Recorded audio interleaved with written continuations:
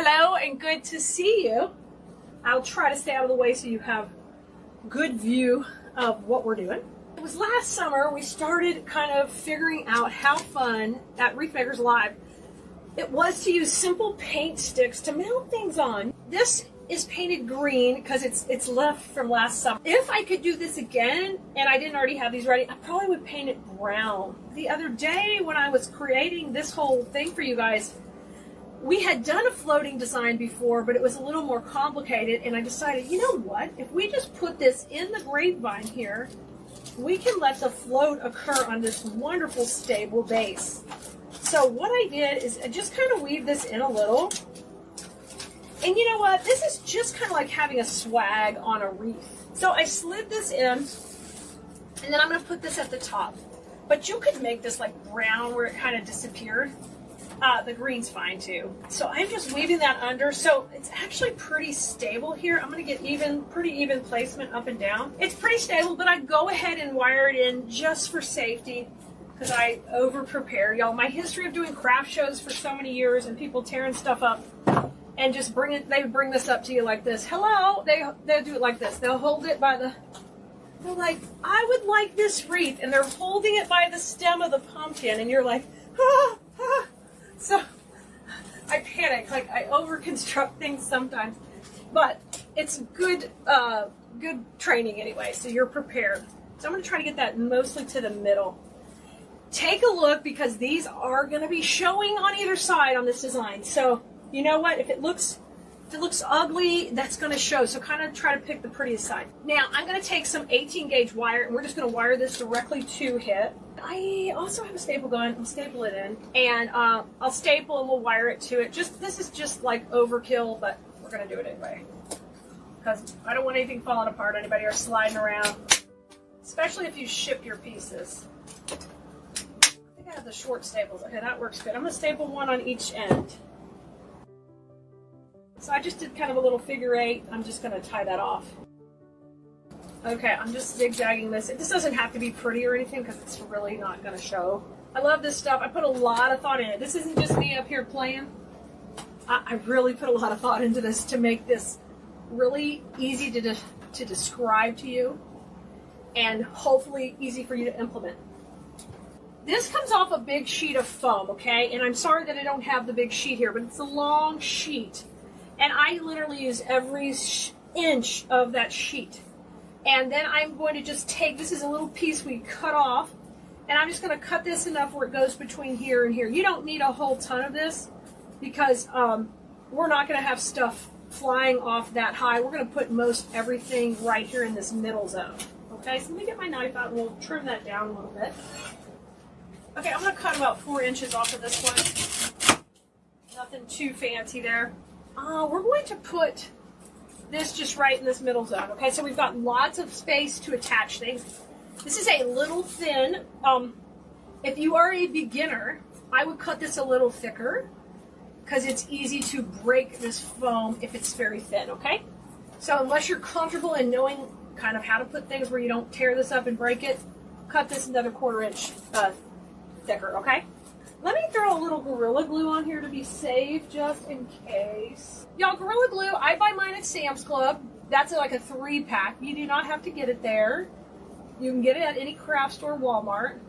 It's clear. It says Gorilla. It's liquid, okay? I don't like the Gorilla Glue hot glue, but I do like this one. And I use this in conjunction with the hot glue just to kind of get a more stable base. It's not necessarily that important when going to wood, but it is when we're going to metal or plastic or anything like that.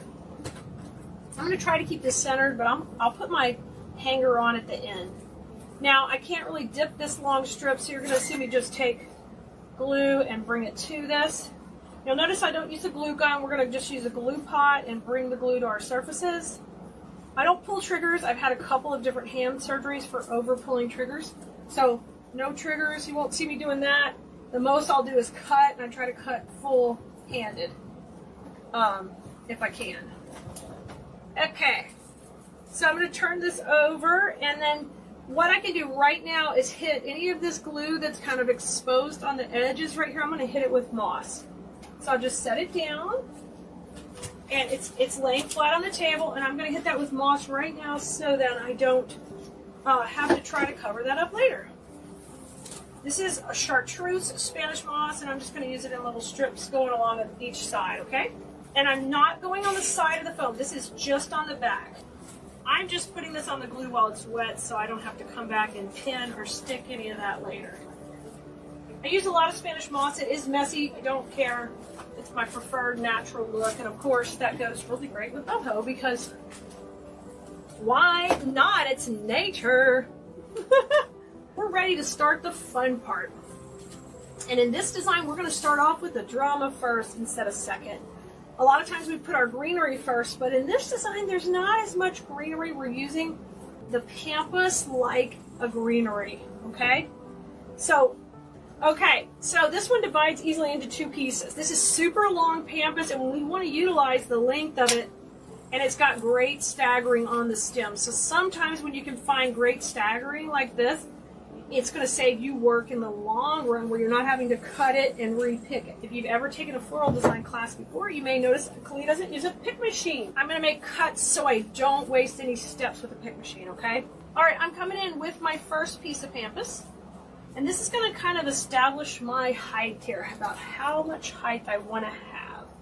So I'm going to go like right in here. So I'm going to use the side of the foam here to push in. You want to hear a nice little crunch, then you know you're in. So this is kind of shooting off to the side. Now, if I've got a place like here that's got a big chunk of glue, because I just used a lot, and I know it's going to need to maybe show, possibly it will show, I'll just cover it with glue like I would on a regular grapevine. Here's the other piece, and that's just going to flank right beside it.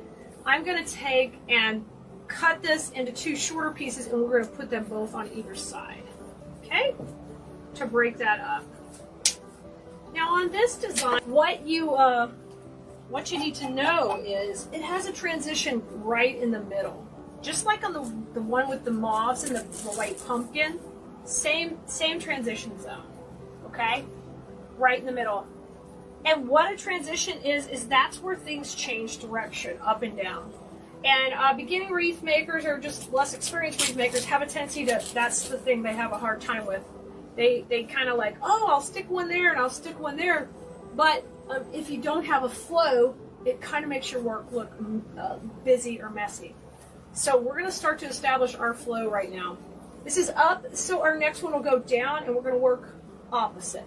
Okay? What I try to do is just show you how to easily break up the piece into sections.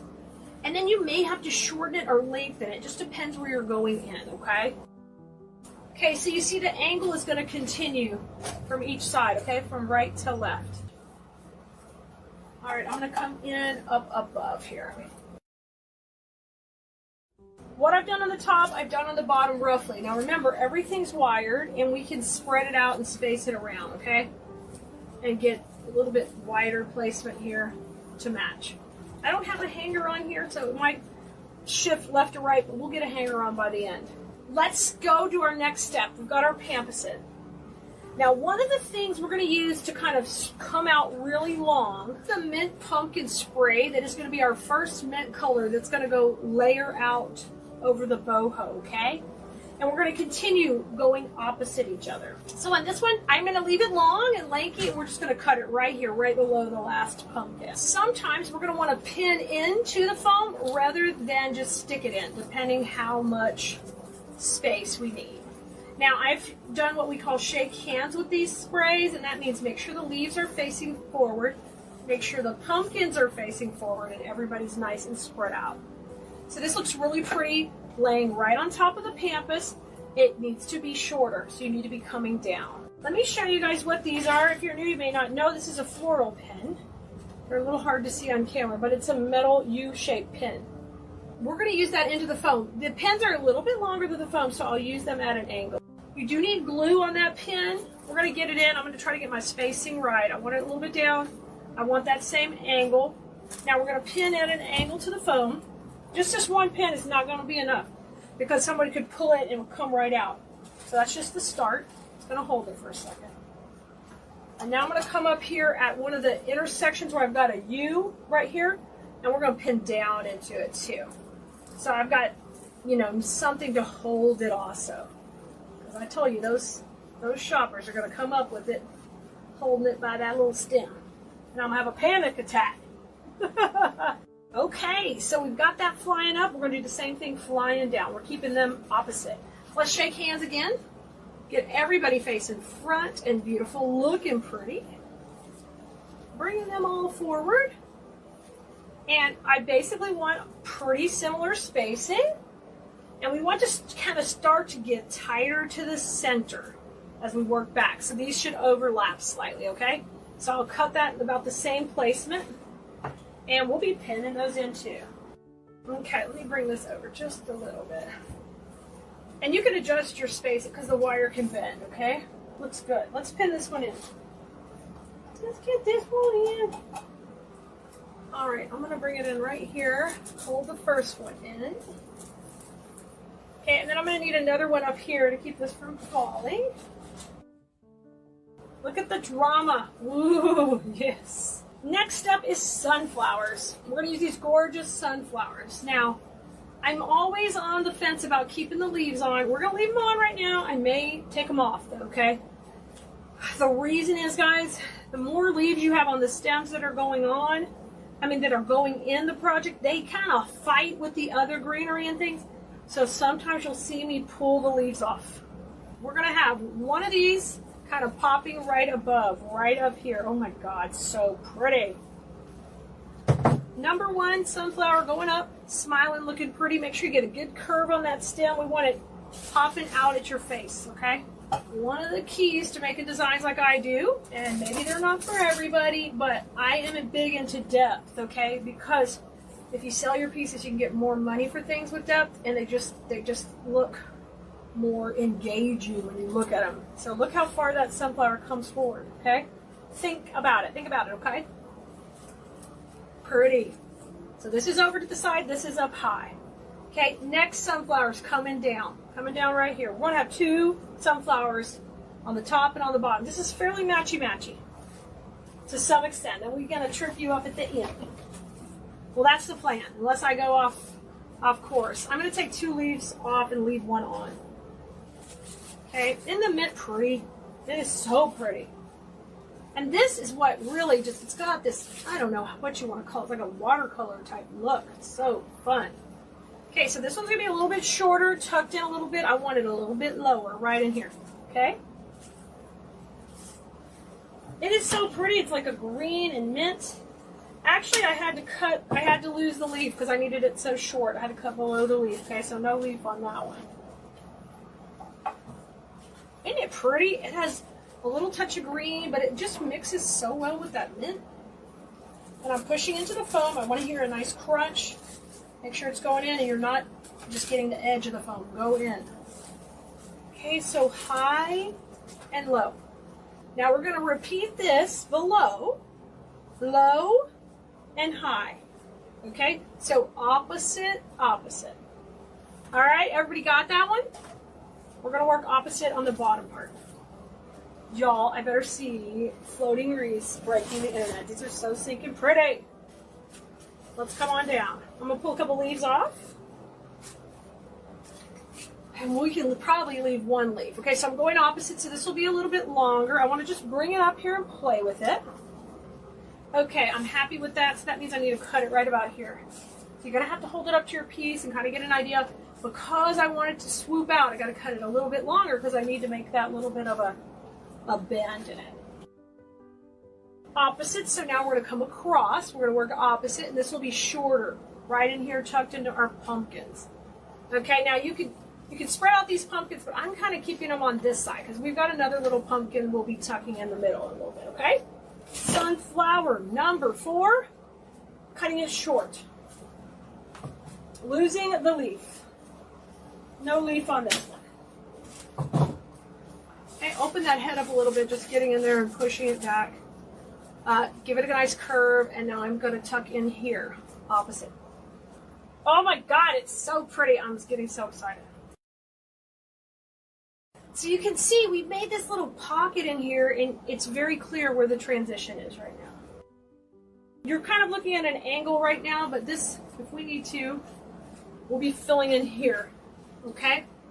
So pretty. Let me bring this one over just a little bit to get that angle just a little bit more matchy. Okay, I like that these are not straight facing forward. They're kind of out. Big Beautiful is still B. And it's very chunky, but I like it. It doesn't really shed. Really nice. It's artificial, like all the other cool stuff. And I want to use this kind of just tucked in here right by Mr. Sunflower, either here or I can run it on the outside. Either way, I kind of like it up the middle. I like it up the middle. So I'm going to cut this a little shorter, about 4-inch stem. And then we're going to start to lay these in. Now, I was thinking we would do this a little asymmetrical, where we would use maybe 1 on the top and 2 on the bottom, just to kind of throw it off a little so it's not quite so matchy. So I think that would be fun. So let's run the first one right in here. Let's get this in and put it on in. I went ahead and I'm going to try to put this one into the foam. If we need to, though, we can always take and pin it. No, it's going in good. So it's going to shoot right in here, right behind that pumpkin. Oh gosh, that's so pretty. I mean, the sunflower. Okay. Now let's bring this up. I want to come in the bottom. Now I'm going to put 2. We're going to use 1 opposite, okay, right in here, going opposite that. But it's going to be tighter to the center. So that'll be our first piece. So I'll take and just cut this really short.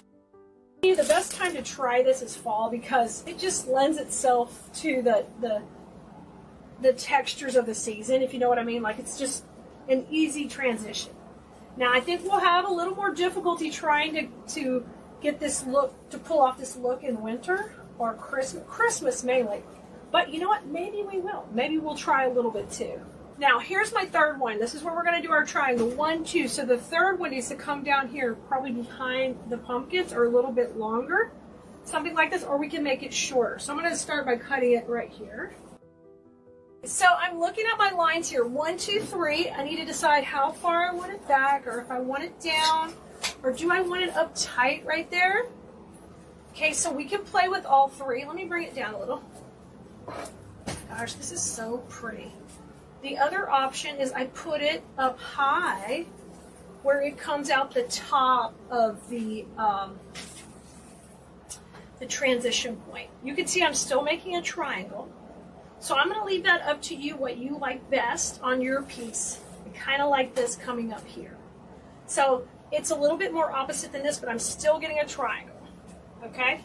So we're going to pin it in right here where it just goes right underneath. You guys, have fun with yours. Try it whichever way you want. This one was kind of calling to me right here. So I'm going to try to push this into the side of the foam. And just get that going up right there. Really pretty. And you can give these a little more motion forward, whatever you want to do to space it out. I need to get a little moss on that. Now, we're ready to put our main piece in the middle, which is a velvet pumpkin. And the nice thing about this dude is he's going to cover up all of this area. Oh my gosh. And I just love this little pocket we made for him. Once he's in, we're going to pop in a couple little bit of pumpkins around him and just kind of make this a nice tight cluster in the middle.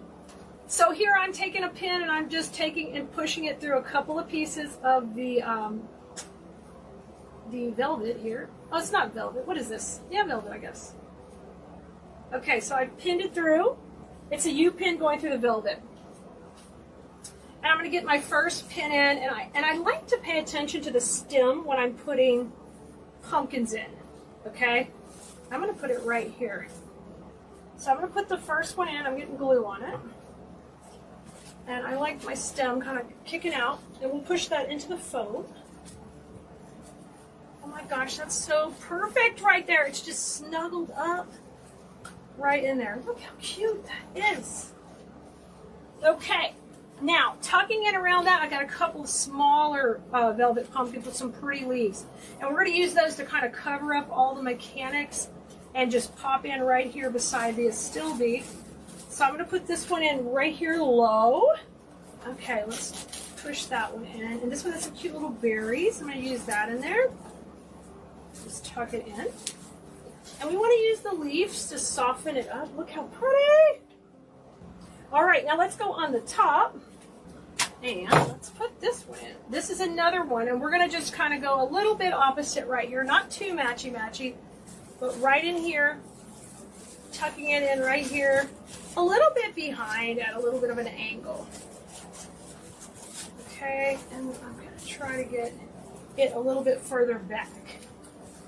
Oh my gosh, this is so cute. I'm loving it. You guys see it? Look at, ah, so pretty. I need to pin this one in, okay? I did not pin it in yet. So on this one, the idea was to get that center tight instead of one big pumpkin, using several. So I'm putting glue on my floral pins, and then I'm making sure I'm grabbing it in a couple of places, not just one, or it will pull out. You need one through the stem and one over the main stem. I just hope you're trying some of these just different things than we normally, this is just so different than we normally do, and we're trying different styles, different techniques, just to kind of, you know, come out of our comfort zone. All right, now I want to come in the center here and just add just a little bit of berries. These are white berries, and I'm going to use them in here to soften and just break the plane a little bit of all these hard lines of the pumpkins, okay? Because we have that foam behind, I'm going to tear this and keep these really long. When you do that, you're going to get lots of little pieces right here with long stems, and we can make this really work to our advantage. I'm hoping just to use one stem of this to really make this pretty. Y'all know we're going to have to make more of this gorgeous, pretty color in design school. Oh, so pretty. All right, let's start right here. Remember your transition points. So if we're going down here, we got to be going down with the berries too. They're not going to shoot out. They're going to work down. We're just going to start to soften this all around the center. Okay, let's come in here.